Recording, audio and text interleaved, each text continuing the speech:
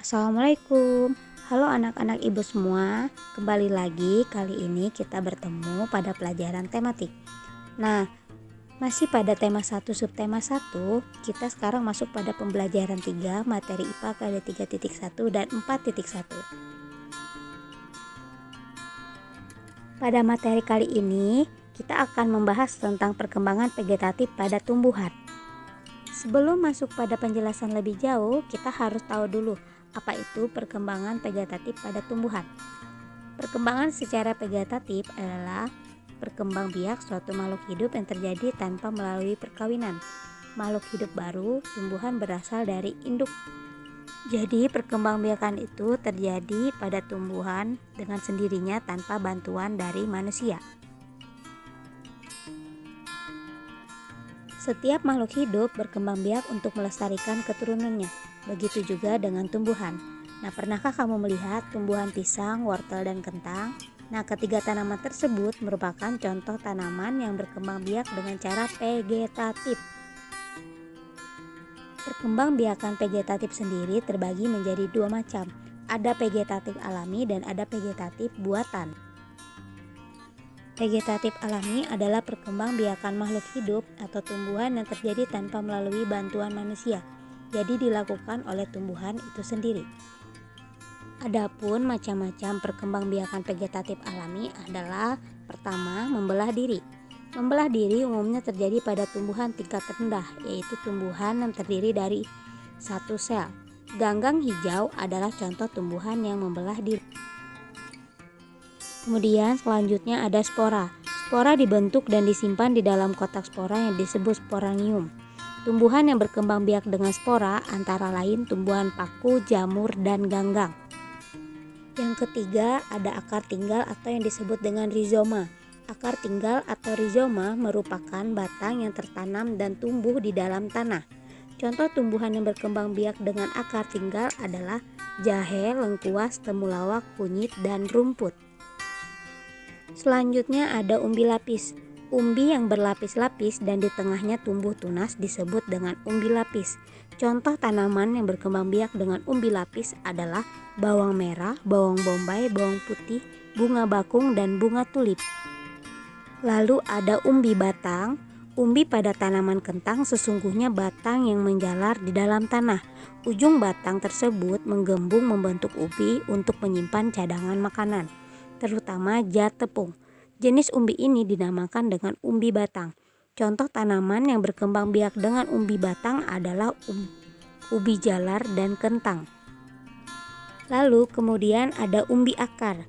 Akar yang berubah fungsi untuk menyimpan cadangan makanan disebut umbi akar. Contoh tanaman yang berkembang biak dengan umbi akar adalah bunga dahlia dan wortel. Selanjutnya ada geragih. Geragih adalah batang yang tumbuh di atas tanah atau di dalam tanah. Geragih dapat tumbuh di atas tanah maupun dalam tanah. Geragih yang tumbuh di atas tanah terdapat pada tumbuhan semanggi, stroberi, dan pegagan. Geragih yang tumbuh di dalam tanah terdapat pada tumbuhan rumput teki. Kemudian ada pula tunas. Tunas adalah kuncup yang tumbuh pada ujung batang atau ketiak daun. Pohon pisang umumnya diperbanyak dengan menanam tunasnya yang masih muda. Tunas pohon pisang tumbuh berdekatan dengan pohon induk dan membentuk rumpun. Tunas-tunas itu berasal dari pohon induk. Disebut berkembang biak dengan tunas apabila tunas itu tumbuh menjadi tanaman baru. Dan yang terakhir pada perkembangbiakan vegetatif alami ada tunas adventif. Tunas adventif dapat ditemukan pada bagian tepi daun atau akar tumbuhan. Tunas adventif adalah tunas yang tumbuh selain pada ujung batang dan ketiak daun. Tumbuhan yang berkembang biak dengan tunas adventif antara lain sukun, kesemek, dan cocor bebek. Nah, itu tadi adalah beberapa macam perkembangbiakan secara vegetatif alami. Sekarang kita masuk pada perkembangbiakan vegetatif buatan. Perkembangbiakan vegetatif secara buatan adalah perkembangbiakan tumbuhan tanpa perkawinan, yaitu dengan bantuan campur tangan manusia. Macam-macam perkembangbiakan vegetatif buatan antara lain, pertama adalah cangkok. Mencangkok dilakukan dengan cara mengupas kulit batang. Bagian batang yang telah dikuliti kemudian dilapisi tanah subur dan dibungkus dengan sabut kelapa, ijuk, atau plastik.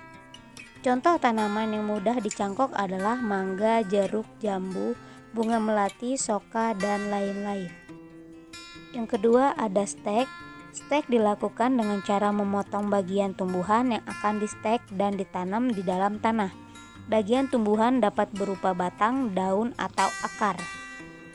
Berdasarkan bagian tumbuhan yang akan ditanam, stek dapat dibagi menjadi 3 jenis, yaitu pertama ada stek batang. Stek batang dilakukan dengan cara memotong batang tumbuhan yang akan dikembangbiakan, kemudian menanamnya di dalam tanah. Tumbuhan yang dapat dikembangbiakan dengan stek batang misalnya ketela pohon, tebu, dan kangkung. Kedua, ada stek daun. Stek daun umumnya dilakukan pada tumbuhan hias seperti cocor bebek, kaktus, dan lidah buaya. Daun yang akan distek sebaiknya berwarna hijau segar dan cukup umur. Hal tersebut menandakan bahwa daun masih sehat dan di dalamnya terdapat banyak cadangan makanan. Dan yang ketiga ada stek akar. Stek akar belum banyak dilakukan karena hanya tumbuhan tertentu yang dapat distek akarnya. Tumbuhan yang dapat dilakukan stek akarnya misalnya pohon sukun, jambu biji, dan tumbuhan cemara. Jenis perkembangbiakan vegetatif buatan lainnya adalah tempel atau okulasi. Tempel atau okulasi adalah pembudidayaan tanaman dengan menempelkan tunas dari satu tumbuhan ke batang tumbuhan lain. Contoh tumbuhan yang diokulasi adalah belimbing, mangga, dan alpukat. Kemudian ada vegetatif buatan yang dilakukan dengan cara menyambung. Menyambung atau mengenten adalah menggabungkan batang bawah dan batang atas dua tanaman yang sejenis. Tujuan menyambung adalah menggabungkan sifat-sifat unggul dari dua tanaman, sehingga diperoleh satu tanaman yang memiliki sifat-sifat unggul. Dan yang terakhir ada vegetatif buatan yang dilakukan dengan cara runduk. Jenis tanaman yang dapat dikembangkan dengan runduk sangat sedikit. Jenis tumbuhan ini mempunyai batang yang panjang dan lentur. Contohnya melati, alamanda, apel, dan mawar pagar. Caranya batang tanaman dikerat sedikit kemudian dilengkukan atau dirundukkan ke tanah. Batang yang dikerat kemudian ditimbun dengan tanah. Nah, itu tadi adalah macam-macam jenis perkembangbiakan vegetatif yang dilakukan secara buatan.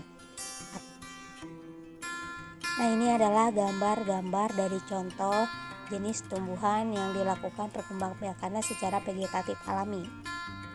Bisa dilihat masing-masing.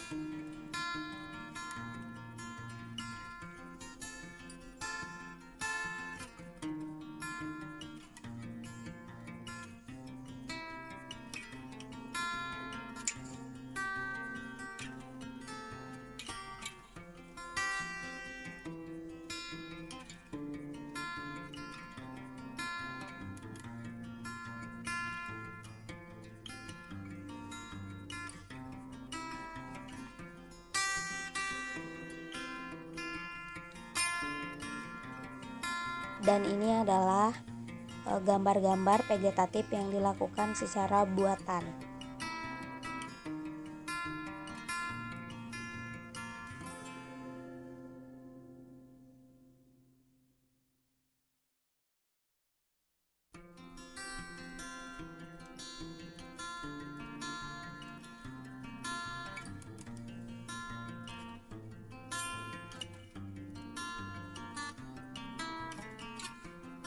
Nah, setelah kalian menyimak beberapa penjelasan tadi, sekarang tugas kalian adalah silahkan buka buku LKS kalian halaman 23. Di sana terdapat soal IPA KD 3.1, soal mari berlatih. Silahkan kerjakan soal nomor 1-5 di buku tulis kalian. Setelah itu, kumpulkan pada wali kelas kalian masing-masing.